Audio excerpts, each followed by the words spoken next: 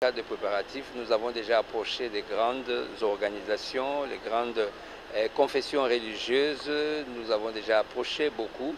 C'est dans ce cadre-là que nous préparons la grande célébration RD Congo béni Israël. Nous revenons d'un voyage de 3 mois en Israël où nous sommes allés apporter l'information aux Juifs, au gouvernement israélien qu'il y a quelque chose de grand qui se prépare à Kinshasa et partout au Congo et va même dans la diaspora, cette grande célébration RD Congo béni Israël où le Congolais ensemble, sous la bannière du nom d'Israël, nous allons nous mettre ensemble pour célébrer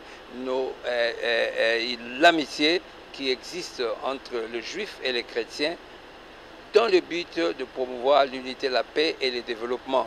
Il est grand temps que le Congo, qui est le seul pays au monde qui a sa carte géographique en Israël, c'est quelque chose que nous devons toujours mettre à notre profit. Pourquoi Dieu a permis que cette carte soit gravée en Israël à Capernaum, où c'est marqué cité de, disons, quartier général des Juifs? C'est qu'il y a quelque chose qui doit se faire entre Israël, le pays choisi par Dieu, et le Congo, le pays béni par Dieu. Nous sommes en train de voir comment mettre ensemble la nation choisie et la nation bénie. Le mettre ensemble, je pense que vous aurez vous-même la solution. Qu'est-ce qui va arriver quand béni et choisi se mettent ensemble? Certainement, ça va donner du goût dans le monde. Et le Congo, comme François nous disait que l'Afrique a la forme d'un revolver, dont la gâchette se trouve au Congo, c'est qu'il y a quelque part le Congo qui va donner le ton pour le développement de l'Afrique. Et c'est ton, en ayant le partenaire historique qui est Israël. Depuis les temps anciens, Israël et l'Afrique ont marché ensemble. Alors il est temps maintenant de célébrer cela et maintenant de mettre en action la Bible qui dit « Je bénirai ceux qui te béniront et je maudirai ceux qui te maudiront ».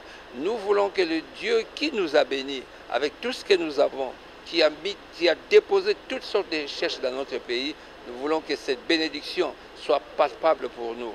D'où nous avons intérêt de respecter sa parole et nous sommes en train de préparer pour cela. C'est pour dire que c'est Congo béni Israël, nous sommes en train de nous réunir partout où tu es, que ce soit les politiciens, que ce soit les artistes, que ce soit les sportifs, les religieux, les hommes d'affaires. Nous sommes en train de nous préparer pour que nous puissions célébrer le Dieu d'Israël dans notre pays, ainsi comme la Bible dit dans le livre de Proverbes, chapitre 17, verset 17, un ami aime dans tout temps, dans le malheur, il devient plus qu'un frère. Le Congo, dans le malheur dans lequel il se trouve, avec cette guerre que nous n'avons pas voulu, avec l'économie qui continue à dérigoler, nous avons besoin d'un ami qui peut nous aider dans notre malheur. Et cet ami ne peut être que le peuple juif, parce que eux, ils ont la parole de Dieu qui leur dit « Cherchez le bonheur du pays où vous vous trouvez, parce que votre paix en dépend ». Partout, on a accueilli favorablement le juif. Ce pays a été béni. Et c'est ce que nous voulons achever avec ce que nous sommes en train de préparer. Merci.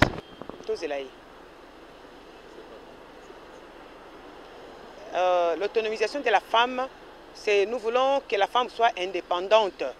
Hein? Si nous voulons cette indépendance, il faut que la femme soit mobilisée. La femme doit être encouragée. Parce que la femme a beaucoup de talents en elle. Tout autour de nous, nous avons nos frères, nous avons nos maris, nous avons nos amis. Nous devons remonter, mobiliser la femme, lui dire de quoi elle est capable. Et nous devons savoir aussi que la femme est multitâche. Nous avons cette capacité de nous autonomiser. Parfois, nous sommes dans la distraction. Maintenant, nous devons rappeler à cette femme, encourager la femme à suivre une formation et lui informer de la formation qu'il pourrait bénéficier quelque part. Nous avons dit l'autonomisation de la femme, c'est que la femme devienne indépendante financièrement. Parce que cette femme qui a une information et elle est formée, il a des moyens et il met en pratique cet entrepreneuriat, voilà, la femme sera autonomisée. Mais à chaque fois que nous, dans la Ligue des femmes, nous parlons de l'autonomisation de la femme, nous disons à la femme de ne pas oublier qu'elle est une aide pour l'homme. Et elle doit être soumise et y rester. Parce que quand la femme se sent indépendante, des fois il oublie ses limites. C'est alors que nous disons, la femme c'est un exemple. Le F de la femme c'est une force, le E c'est un exemple. La femme doit faire très attention dans la maison. Ses enfants ce sont les époux demain, ses enfants ce sont des épouses en devenir. Il doit être un exemple et est un modèle. Les femmes de la Ligue des femmes amies d'Israël sont des modèles. Nos modèles, nous les trouvons dans la Bible. Nous nous disons, comme cette femme de Proverbes 10 à 31. Donc, pour l'autonomisation de la femme, nous nous disons, toutes les femmes de la RDC, nous devons nous prendre en charge. C'est-à-dire, suivre une formation et mettre cette formation en pratique, afin que nous boostons notre économie. Parce que nous, les femmes congolaises, nous œuvrons beaucoup plus dans l'informel. Et cela dérange aussi l'économie de notre pays. Mais aujourd'hui, si cette femme est autonomisée, il saura se prendre en charge.